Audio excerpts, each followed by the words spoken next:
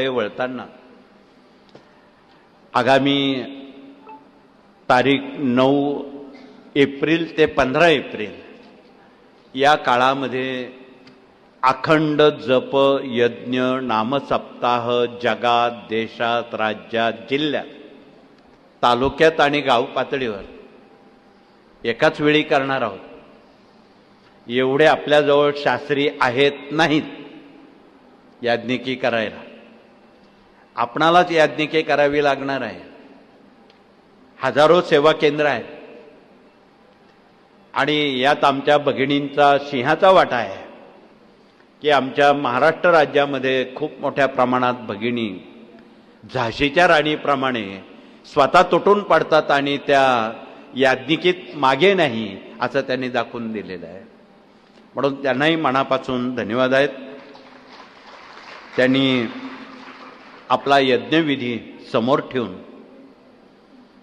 या सर्व बाबी त्याची परिपूर्तता पूर्ण करावी. बऱ्याच जणांचं काही सोयीनुसार म्हणणं असतं की फार ऊन आहे, पण आपण उन्हात बसत नाही ना गुरुचरित्र पारायणाला, आपण मंडपात बसतो ना. जे उन्हात बसत असतील त्यांचा वेगळा विचार करायला हरकत नाही. म्हणून सर्वप्रथम समसकाला पाहू या उक्तीचं आपण परिपालन करावं आणि नामसप्ताह हा नामसप्ताहाच्याच पद्धतीत करावा. कृपया आपल्या सोयीनं करू नये, कारण याचे निर्माते स्वामी योगाचे युगप्रवर्तक आणि परमपूज्य दादांचे गुरु नारायणदासजी पेटले महाराजांनी मागच्या शतकापासून ही निर्मिती केलेली आहे. मग त्यावेळी उन्हाळा, पावसाळा, हिवाळा नव्हता का? आजच उन्हाळा आहे? हाही प्रश्न लोक आपल्याला विचारतील की.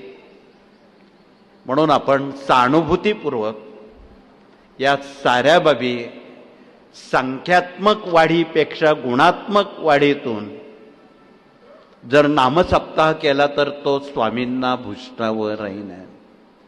म्हणून परिस्थितीनुसार वेळा बदलण्याला आमचा हरकत नाही आहे. बरेच जण म्हणे सकाळी 6 ते 8 गुरुचरित्र वाचायला परवानगी मिळावी, म्हणजे मग पुढील वेळेत यज्ञ याग ह्या सगळ्या गोष्टी होऊ शकतात. त्या स्थानिक सेवेकऱ्यांनी या बाबींवर एकमत आणि सहमतीनं आणि सहानुभूतीनं हे केलं तर आमचा हिरवा कंदील आहे. पण दोघांनी हो म्हणायचं, चारांनी नाही म्हणायचं, यात एकमत असू शकत नाही. म्हणून या साऱ्या बाबी आपणावरच डिपेंड आहे की आपली जर एकजूट असेल तर आमचा हिरवा कंदील आहे. म्हणून हे कळकळीचं सांगणं आहे की वेळा शक्यतो बदलण्याचं प्रयोजन नसावं. आणि त्यातले त्यात कंटाळा आहे प्रहऱ्याचा, आणि सर्वात महत्वाचं आहे, एक वेळी पारायण नाही झाले तर चालतील, प्रहरे होणं महत्वाचं आहे. जेवढं पारायणाला महत्व आहे त्याच्या 10 पट महत्व प्रहराला आहे. प्रहऱ्याशिवाय नामसप्ताहाला शोभा येत नाही. म्हणून दिवसाचे प्रहरे आमच्या भगिनींकडे असतात. सकाळी भले पहाटे 5 वाजेपासून तर रात्री 7-8 वाजेपर्यंत सुद्धा भगिनी बिना माळ वाचन, स्वामी चरित्र वाचन या प्रहरात भाग घेऊ शकतात. आणि रात्रीसाठी पुरुष प्रतिनिधींनी, कारण हा स्वामींचं नवरात्राचं निमित्तानं नामसप्ताह आहे. या चैत्र महिन्यात 4 नवरात्र येतात, ते तुम्हाला वेळोवेळी सांगितलेलं आहे की चैत्र शुद्ध पाडव्यापासून 4 नवरात्र सुरू होतात. देवी नवरात्र, राम नवरात्र, हनुमान नवरात्र हे झालेले आहेत कालपर्यंत. परंतु चैत्र शुद्ध 2 ते चैत्र कृष्ण त्रयोदशी सुमारे महिनाभर हे नवरात्र स्वामींचं चालत आलेलं आहे. म्हणून या नवरात्रामध्ये आपला उत्साह वाढीस लागावा आणि तो द्विगुणित होऊन जगात चाललेलं हे महायुद्ध थांबावं. देशामध्ये त्याची कुठली तोशिष लागू नये, लागलेली तर आहेच थोडी, यापेक्षा मोठी लागू नये.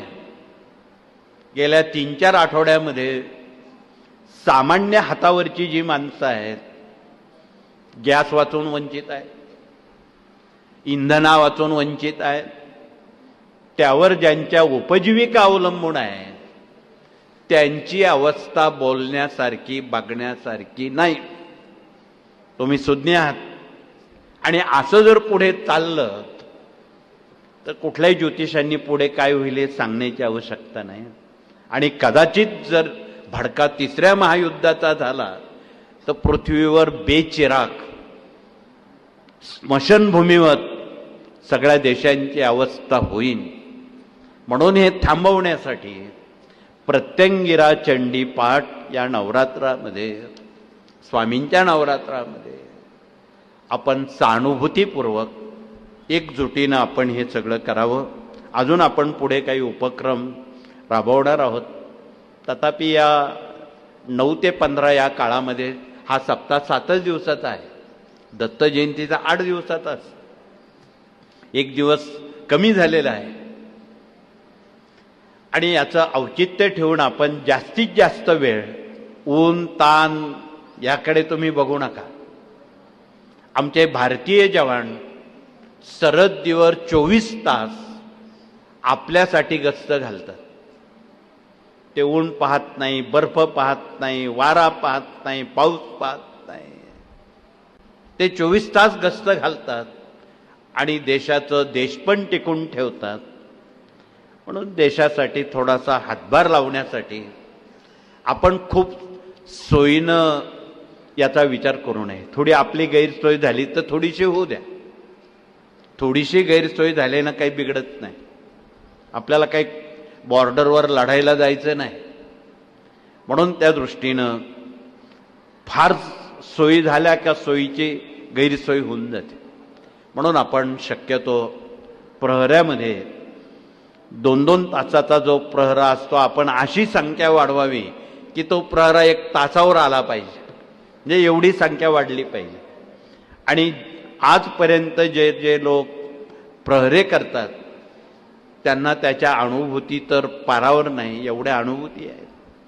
आणि विशेषतः जे 12 ते 4 प्रहरे करतात रात्री, त्यांना अनुभूती आली नाही असा एकही सेवेकरी नाही. असा एकही सेवेकरी जगात राज्यात नाही. म्हणून आता तुम्ही महत्त्व कशाला द्यायचं हे तुम्ही बघा. सोयींना द्यायचं, देशाला द्यायचं, ते आपण कृपया ठरवा. म्हणून आपणाला कळकळीचं निवेदन आहे की पहिलं काम आपण देशासाठी करावं, देशरक्षणासाठी करावं. तरच आपण या देशात ही भारतीय संस्कृती सुबत्तेकडे नेऊ शकू.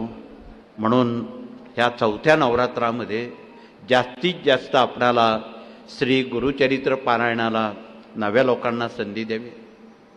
जास्तीत जास्त आपण स्वामी चरित्र पारायण करून या नवरात्राचा उच्चांक मोडावा.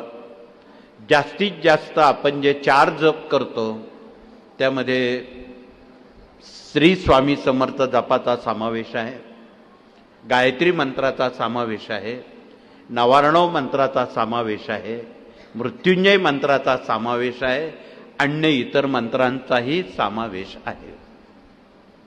बरेच मंत्र आहेत परंतु हे 4 मंत्र मुख्य आहेत. याकडे आपला कल असावा. हे देशाला तारणहार आहेत, संस्कृतीला तारणहार आहेत. म्हणून त्या दृष्टीनं आपण हे सर्व बाबी या नामसप्ताहामध्ये कृपया उबक, कंटाळा, बेजबाबदारपणा नसावा. आपण इथे बसलेले, घरी असलेले सर्वजण जबाबदार प्रतिनिधी आहोत. यात सारं काही आलं. इतरांची गैरसोय होऊ नये म्हणून एखाद्याला थोडा जास्त प्रहरा करण्याची संधी मिळाली त्यासारखं भाग्य नाही. पूर्वी प्रहरे वाटायला येऊ देत नव्हते लोक. 15-15 मिनिटावर यायचे केंद्र कमी असताना.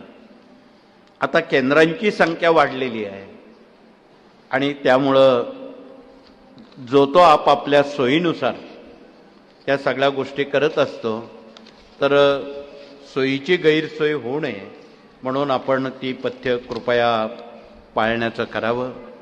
त्यानंतर आपण अजून पुढच्या महिन्याकडे वळणार आहोत.